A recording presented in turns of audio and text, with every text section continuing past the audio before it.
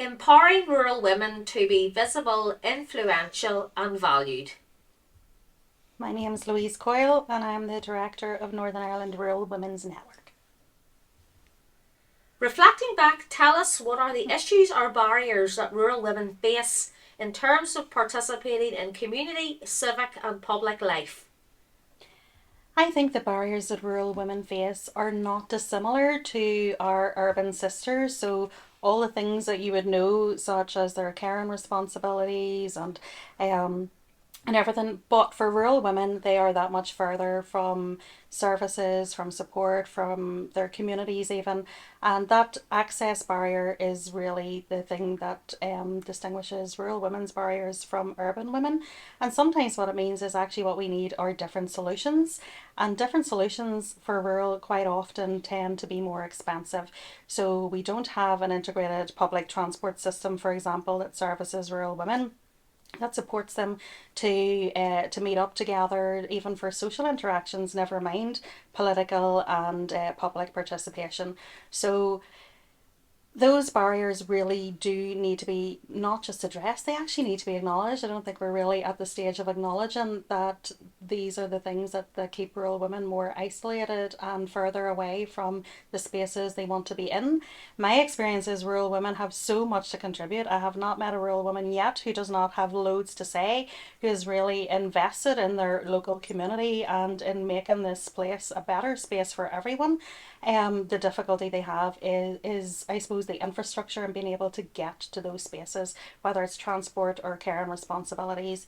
And in rural areas, they are just that bit more patriarchal, I have to say. We still haven't moved on, and I know that's a problem for all the women in our region, but particularly in rural, the understanding kind of is that the care and responsibilities land with the women in the family, and that is embedded as much in the women as it is in the men. It's just culturally how we do things, and it does prevent participation. It is a huge barrier. How can we ensure rural women are visible, influential, and valued in decision making? I think rural women are have so much untapped potential in terms of their influence, and it is because they aren't as visible and they aren't as valued. Um, that is our mission statement in Irwin, is to ensure that rural women are visible, influential and valued and are part of an equitable society. And it's that recognition that we are absolutely nowhere near that yet. There is so much work to be done. We need a gender equality strategy, we need a childcare strategy, we need integrated transport solutions, and we need those for all women. But for rural women, actually what we need may actually look different and cost more, and nobody wants to talk about that. And some rural areas are actually quite well serviced for some of those things. So it's not that every single rural woman in every single rural area, we're not a homogenous group of people. Rural women are as individual and distinct as any other woman.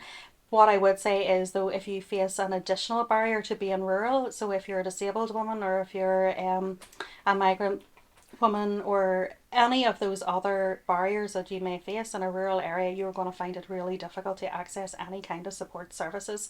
So, what we need, I suppose, is recognition. We do have a Rural Needs Act. Unfortunately, it is not awfully well implemented and challenged at this point.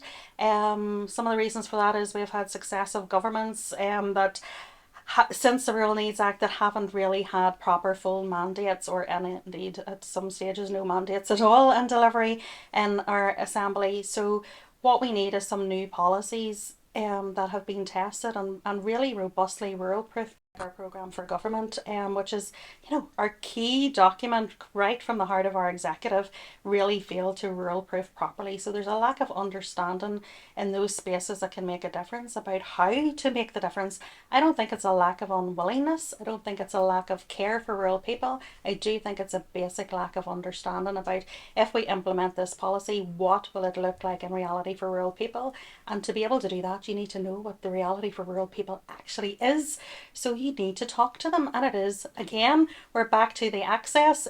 People don't come out of Belfast to come and find out and to talk to rural women about what those solutions might look like. What are their barriers? What would the solutions be for them? What would they like to see in this policy? And I appreciate when executives have really short mandates, or there's shrinking down consultation time. That means it's harder to get out and talk to people because they're giving themselves less time in which to do it. Looking forward, what is needed next to ensure the full inclusion of rural women? I think we need to create the conditions that support inclusion. So there, we need to be looking around the table and go, where are the rural women? And if they're not there, then we need to be able to support them to get there. And by support them to get there, I mean think about what it's cost them to travel there. Think about what kind of childcare and care and support they might need to put in place in order to be able to participate. Rural women are absolutely enthused and want to be part of solutions. They are very invested in themselves, their families, their communities, and they want to be part of the discussions. I think that not thinking about how to include them is in fact excluding them. So even when people think we're not actively excluding, we were holding this event and everybody was welcome and we didn't get any rural people, well, that is because you haven't thought about what might stop them coming, and it's usually never lack of interest. We find women are very interested. There's not a topic, an issue, a policy issue that they don't want to talk about. It's just the facilitation of how to be included and to be thought about and to be considered. And I think that's the stuff that needs to change. I think rural women, we work with a lot of women across our border areas as well.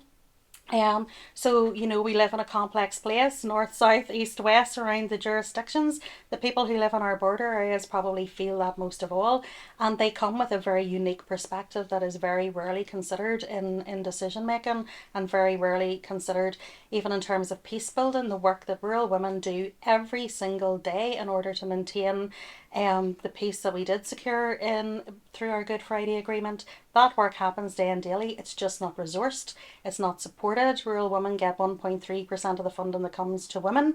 Women don't get a load of resource in general.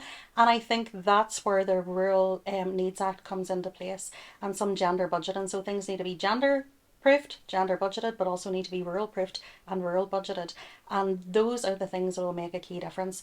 Rural women are doing the work, they're just doing it for nothing, and they're not valued and they are not visible, and they have a huge potential to be so influential in changing the space we're in for the positive.